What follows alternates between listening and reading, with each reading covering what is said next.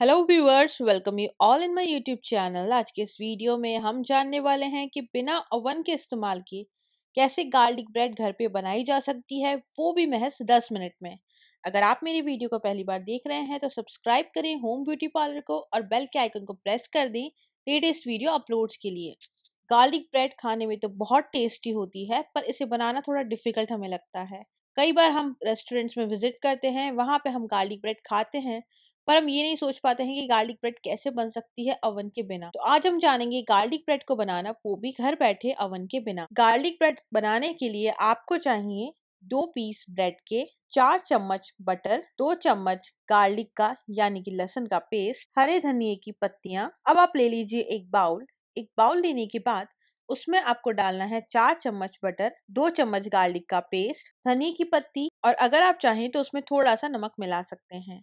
अब इस पेस्ट को आप मिला लीजिए।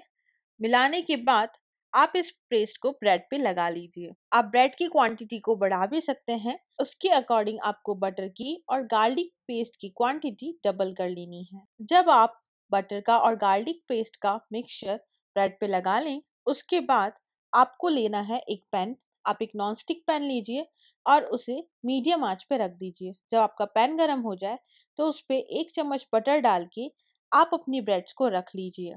ब्रेड्स को रखने के बाद आप उसे कवर कर लीजिए और 1 मिनट के लिए गैस को मीडियम फ्लेम पे रख के छोड़ दीजिए।